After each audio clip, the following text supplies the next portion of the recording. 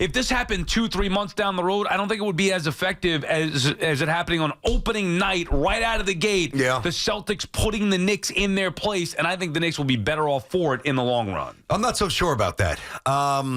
Yeah, they've got time to work on what they have to work on, but I'm watching the game, and let's be fair. I mean, Boston just shot the hell out of it. Yeah. They're not going to do that the rest of the season. And although they didn't even score a bucket like the last 8 minutes, they could have scored 155 points. Like, the Knicks' defense was not good, but the Knicks shot well. So even though the Knicks got stomped, I do think it seems a little worse than maybe it really is.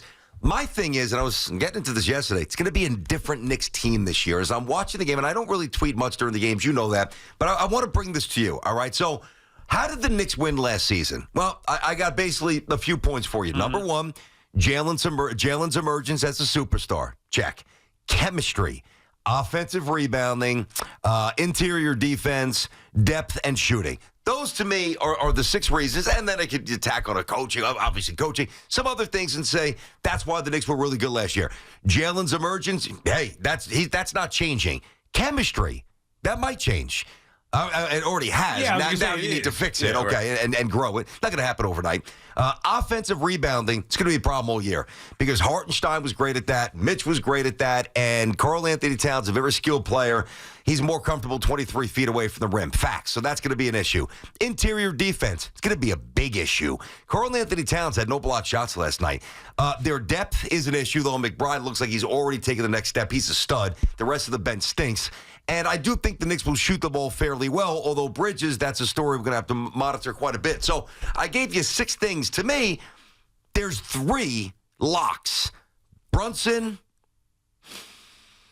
shooting, and I think eventually chemistry is good with the Nova stuff. But the things that they were really good at last year, Sal, Yeah, but some of them are not going to be there this year, and Knicks fans need to understand that. well, it may be different, but doesn't mean it's not going to be better. True, I mean, I can't true, wait. no, that's true. Everybody talked about Karl Anthony Towns. Oh, he's soft. He's just a shooter. Bull crap. I loved that for the first time, I feel like since Patrick Ewing, they could run the offense through a big down low. So he could play both inside and out. He had some tough post moves. I know he did. I know he did. So I like seeing that. That's encouraging to me. And then look, the Celtics are legitimately good. You're going to need, I mean, even if the Knicks play at their best, can they beat the Celtics? There's a long way to go before we see that that's going to be the case. So this may just be a reminder of the reality of their situation. Boston is really freaking good, and the Knicks have work to do to become a championship team. But I'm encouraged that with the Knicks have 2 legitimate stars that can score anywhere on the floor, really at any point, with Jalen Brunson and Karl Anthony Towns, not to mention Bridges, who I'm not worried about his shot like everybody else. Now, it would have been had it continued, but he started to find it and knock down some shots. He did. Anunoby was a non-factor last night. That's not going to be the case. He's not going to go 0 for 4 from downtown regularly.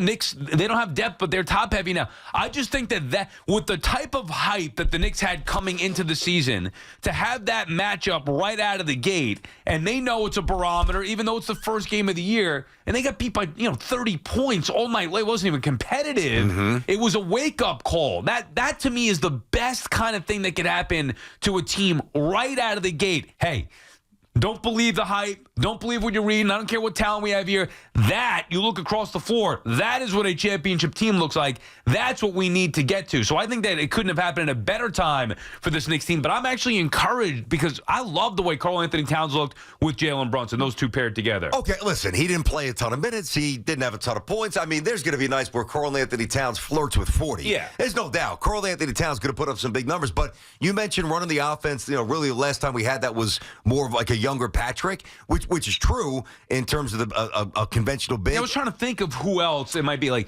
Eddie Curry. Do you count Amari? Do you count him? Even though Amari wasn't quite, he was not more like of a 4. that. No, I get it. But Amari, that that first year was basically an MVP. He was phenomenal. I know he was good, but not like this. This felt different. I don't remember. Young Porzingis, they had nothing around them, so they had no choice. Yeah, and also I think you're right. Yeah. I think it's Ewing. So while you're right about that, and Patrick and Karl right now is what, 28, 29? And when Patrick was that age, Pat was still pretty bouncy. He was probably, a year or 2 away from putting on those pounds where his body changed, like everybody. And he got a little thicker and a little less mobile. You find me an opening night from Patrick at age 20. Forget about the offense. This is really my main point. Age 25, age 26, 27, 28, where he didn't block the shot on opening night. Yeah. And Karl Anthony Towns did not. Well, remember. And that's not an anomaly. No. He But ain't that's not getting off his the game. ground, man. But that's not his game. I got you, but that doesn't mean that that's not a big problem for the New York Knicks. Whose game is it? If Mitchell Robinson doesn't come back, and I saw yesterday, one person, I forget who it was, is not convinced he's coming back at all this year. Now, that would be a problem. Well, I mean, Hartenstein is the guy that we all wanted to retain. They couldn't do it, not the Knicks' fault. He could only make 17 mil. I get it. I like this fit better with Mitch because he does exactly with Mitch. that. Yeah. If he comes back. Yeah, Cat and Mitch. Remember, you and I were debating Hartenstein. I like Mitch better than Hartenstein because I know now he's got to stay healthy, and that's a big issue. But when he's on the floor, he's going to be the best rim protector, clearly, that they have, one of the best rim protectors in the NBA. So, and he's going to be a good rebounder. That's what they need. Cole Anthony Towns isn't that. So now you'd like to combine the two in one player, obviously. Then you'd have Patrick Ewing and a great center. But I like that balance. Now, if you tell me they're not going to get him back, then they need to figure that out because Jericho Sims, I don't think, is going to be that guy. He's never going to be that player. And listen, I'm watching the game last night. I said this yesterday, and I said this all during the offseason. I understand you had to make the move. You had to. You had to move on from Randall. And if it took DiVincenzo to make the Randall, deal with Towns go through, you had to do it. But I'm watching the team last night, and of course we were texting. Of course, I was saying I was have Dante withdrawal, man. I miss my boy Dante. I think we all do. Yeah, you said they looked soft. Did you? Okay, no, I did say that. Yeah, and I'll stand by it. Did you see fire? Did you see that real passion? Did you think about this, Sal? Now I know it's one game, and I'm not trying to get nuts. Generally, though, it's the opposite effect, and I don't have the data to prove this, but I just know, just in terms of watching this stuff, teams get their rings on opening night. Generally, there's a bit of a letdown. They don't put up historical, outings. The Celtics did something that you really don't see that often. So again, a bit of an outlier there. But as I'm watching this game, understand this, guys, and I think some of you do, most of you probably do.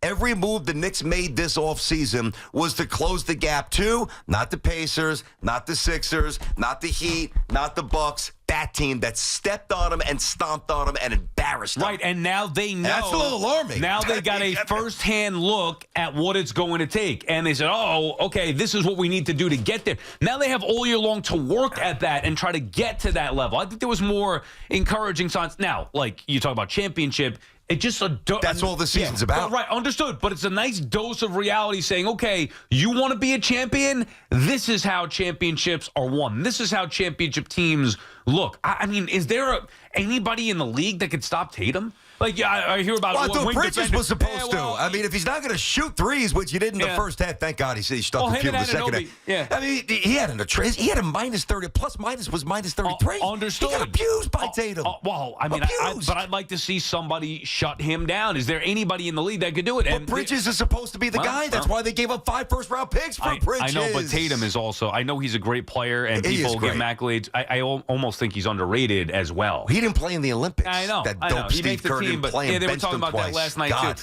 Point is, the Celtics are really good, and they're the champions. Right. So for the Knicks to see that right out of the gate the first night and get their teeth kicked in, you saw from Brunson we got our asses kicked. Yeah, that means that you have a long way to go. So I would rather them have that performance last night in game one than build up this false we're going. You beat up on whoever, the Cavs or the Pistons, whatever it may be. Yeah, right. You beat up on those teams, and then you get to play the Celtics, a month or two down the road, and then you get punched in the mouth.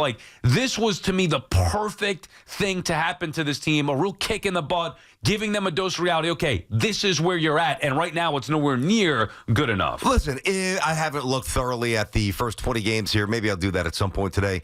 If the Knicks are languishing a little bit and they're 12-8 and not flying out, or even 13-7 or even 11-9, they're just kind of flirting with a mark that they really shouldn't be flirting with given their talent, I'm not going to go nuts, but here's my question for you. So if you think it's a good thing that this happened last night, I understand what you mean in theory, you can light the fuse and it could click in, and it's a real in-your-face reminder. Wake-up call, this is what a champion looks like. I got you. The reminder's good, and hopefully they will assert themselves a little differently here moving forward, and they'll be better. I agree with that aspect of it, but I don't know if I agree yet that they've actually got the internal options or the internal answers, pardon me. You don't think it's going to be good enough? I don't know, man. I honestly, I don't know. Yes. I know that Tibbs is going to watch the film and they'll be more buttoned up and they'll be better. Are there enough answers to counteract what Boston has? Now and right now I don't know. I can't say yes. I can't say no. Oh, right, and I understand why you're saying that. Do you think the Knicks are better than they were a year ago? I don't know. Do you think they're more? I know talented? they're different. Okay. Do you think they're more talented than they were a year ago? I believe that they're probably more talented, but I think what really set them apart was their toughness and their chemistry. But that only took them so far, and I get that. Well, but if they didn't have the injury, they would have been in the conference finals. I know, but Julius Randle would have been a part of it. You didn't like Randle. A lot of people don't. So I'm just saying that I think the Knicks will prove to be more. All those points that you bring up are legit, realistic things here. They're not going to win with just their heart and chemistry the way that they did last year. They're going to have talent combined with some of that to get to where they want to go. But my biggest concern is that even though I think the Knicks are better and more talented and will be better, I don't know if anybody could beat Boston if they play their A game. Like, that's a different part of the conversation. This may be better, but you mean what? You mean Bronny can't pull a triple-double in the NBA Finals and beat him? Bronny, please. Good luck. What a charade that was. I mean, the way Boston played. The other thing, outside of saying this was the best thing that could happen to the Knicks, the other thing was thinking that, geez, I mean, it may take injury to knock off the Celtics. I mean, they look unbeatable the way they were shooting the ball. And keep in mind, Porzingis didn't play last night. I know. So he's coming. I know. BT and Sal on the Fan or Friends at Town Fair Tire remind you that at Town Fair Tire, you always get the guaranteed lowest price on name brand tires from Connecticut to Maine. Nobody beats Town Fair Tire. Nobody. 888-808-1019. John is in Bethpage. What's up, John? How we doing, boys? About last night, I think it's an outlier. I think it's the first game. Celtics were on fire. They couldn't miss a thing. They were throwing up everything, and it was going in. And then the big thing with Tibbs is he's got older rookies that I think Kolek and especially Forty down low, who's super active. He's going to be an offensive rebounding machine, and he's going to be a shot blocking machine. And it's just Tibbs getting used to playing rookies, which he never does. Yep. And later in the year and middle of the year, you're going to see. Why is he going to do it now? He never does it. Because it's Tibbs and the way he is. Who's going to be? Who was it? I missed it. Who did he say? Kolek and the big. But, yeah. Huck Porty's going to be a shot blocking machine and big rebounder. Why is he going to do it now? Like 6 minutes in a game that was garbage time in the fourth quarter. He's going to be, and it's going to take Tibbs just getting used to playing rookies. John, I got to be honest with you for a second, and thank you for the call. Thanks, buddy. The Knicks just played on opening night, a year that we're talking about the most anticipated season since the 90s. Yep. And the guy that you're going to reference, I mean, they brought in stars left and right, and the guy you're going to reference is Huck Porty? Yeah, you may as well reference October. Yeah, I mean, come on. What are we talking about here? Oh, Huck Porty's going to be the defensive guy on a rebound. I don't know what he's going to be, but I know this. If you only play 6 minutes on opening night in a game that's a blowout all the way through, he's not going to be a big factor unless things go terribly wrong for the Knicks. No, and think about this. He played 6 minutes, and Precious Achiuwa is hurt. Yeah, right. So Another good point. He's going to be back, and I think it's the reevaluation's 2 to 4 weeks, hopefully 5 weeks. He's back on the court, maybe 6 with the hamstring. But, if Achiuwa's logging, which he will be, 18, 19, 20 minutes, the other kid's not playing at all. Let me ask you this. Do you think that the Knicks' interior defense will be good this year? I think that largely depends on Mitchell Robinson. Okay. Which worries me. Right, understood. But here's the good part of that. Achiuwa could be a good interior defender. I don't think Jericho Sims, his presence isn't bad in the middle. He's not Mitchell Robinson. They need Mitchell Robinson back. The good thing, though, is that last night it wasn't like the Celtics were getting to the rim. No, I know. It was a lot of long rebounds. Yeah, that's true. It's knocking down threes left and right. So, and the way the game is being played, you don't really need, we could say Mitchell Robinson is a great interior defender and great rim protector, but is that even needed in today's day and age? I think it helps, and I think the way the Knicks play, it certainly has helped them, but is that something that's necessary now? You need more wing and perimeter defenders. You know what I think is a little dispiriting to me? And last night was not all about Towns, clearly. And again, he's going to have some nights where he lights it up, and it's going to be fun. They had one move. They had one power move. And I've always, at one point, I thought Karl Anthony Towns was a superstar early, playing every night, 80% from the stripe, 40% from three, 50% plus from the field, big, durable. I'm like, this kid's a superstar. I don't think he's a superstar. Matter of fact, I'm pretty sure for me he's not. Yeah, I think now, he I'm not is. saying he's not a star or an all-star, but I'm going to delineate superstar versus all-star. Well, who else would you want? I mean, I don't know, but that doesn't. Is he better than Randall? Well, I mean, he's more talented, and He's a better fit. And I loved Randall. Yeah, you wanted to keep him. Well, but this was this is the trade-off. But it doesn't mean that it was the perfect one. He might be better than Randall, but is it perfect for the Knicks? Yeah, I don't know the answer yet. I don't know. I do think it fits well. And look, it's going to be proof. I mean, we're going to find out here. The proof will be in the pudding with this team. But I do think still it was the right move. Frankie's in Bay Ridge. What's up, Frankie? Hey, what's up, boys? What's up, Frank? What's going on, bud?